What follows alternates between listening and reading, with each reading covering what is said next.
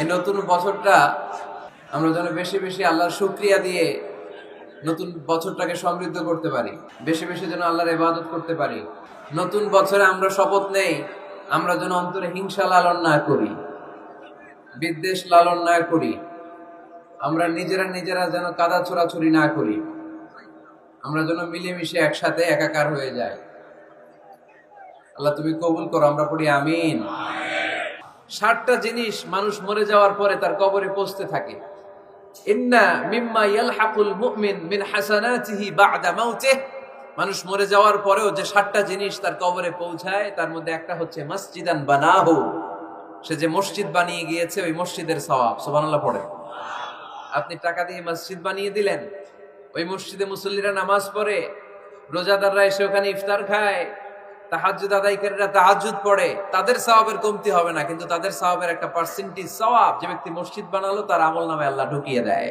সুবহানাল্লাহ বলতে পারলেন না?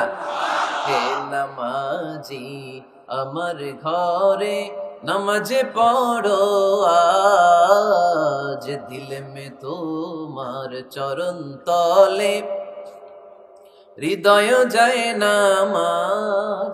হে নামাজি আমার ঘরে নামাজে পড়ো আজ, দিল মে তোমার চরণ তলে হৃদয় যায় নামাজ। পড়েন আল্লাহু আকবার।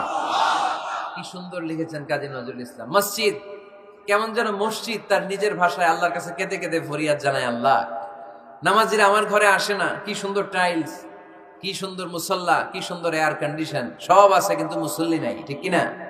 মসজিদগুলো আল্লাহর কাছে ফরিয়াদ জানায়, এজন্য আমরা যেন মসজিদ মুখী হই। কি মুখী? কাজী নজরুল ইসলাম খুব সুন্দর করে বলেছেন, মসজিদেরই পাশে আমায় কবর দিও ভাই, ঠিক কিনা?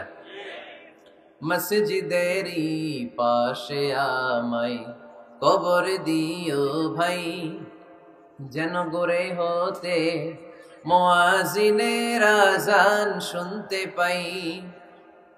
আমার গোরের পাশে দিয়ে ভাই নামাজিরা যাবে, পবিত্র সেই পায়ের ধ্বনি এ বান্দা শুনতে পাবে। গোরা যাব হতে গুনাহগার পাইবে রেহাই, মসজিদেরই পাশে আমায় কবর দিও ভাই। কত মানুষ নামাজি ভাই মসজিদাঙ্গিহীনাতে